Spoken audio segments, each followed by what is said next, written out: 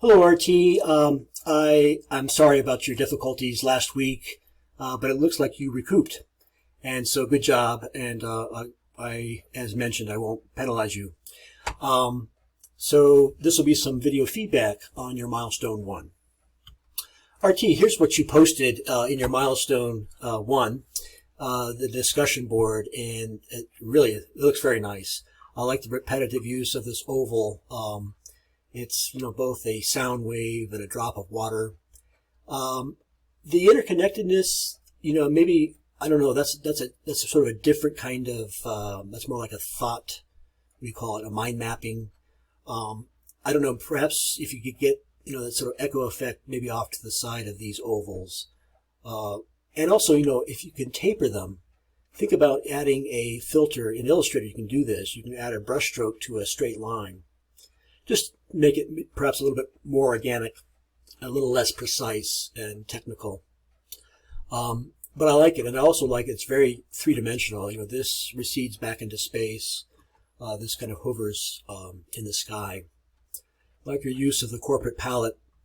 The contact information, I think, can be condensed into a single line, very small, trying to make it, readable but unobtrusive. And I would just, play off the compositions, the balance that you have here, asymmetrical, but beautifully balanced. The type, Arial is hard to use. It's hard to make look elegant. Sometimes, setting this as small caps and then letter spacing it out can make it look elegant. But I think what I would concentrate on is hierarchy.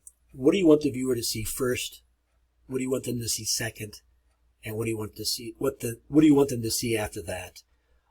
Right now, the only thing about your ad that I would maybe, maybe critique it for is that the eye kind of wanders around.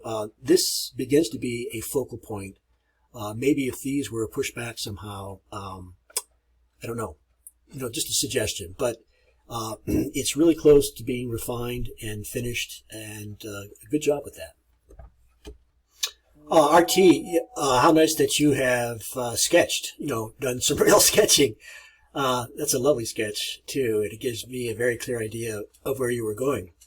So good job on that. Now, I noticed that it's an Illustrator file. Did you base your composition on it, directly on it? I'll take a look. And then I see you have a PDF here, which I'll open. I'm assuming that is your process document, or the beginnings of it.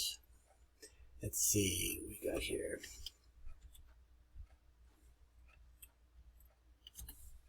No, I think, I see, that's just the PDF of your ad. Okay, that's what I was looking at in the discussion board.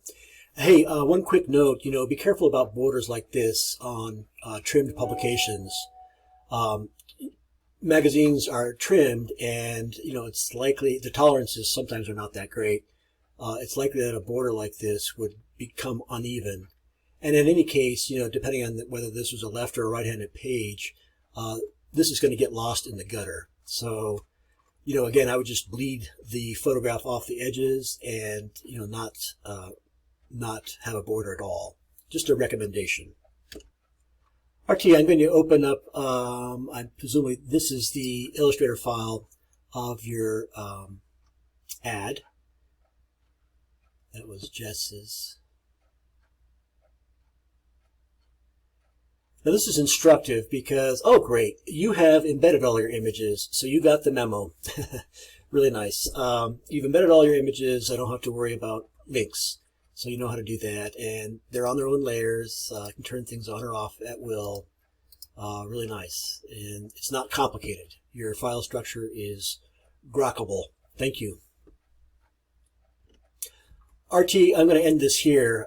Good job in catching up, and know that I'm, flexible during these times.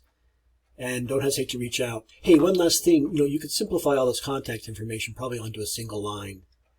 Take a look at other contemporary travel ads to see how they do that. Sometimes it's just a QR code.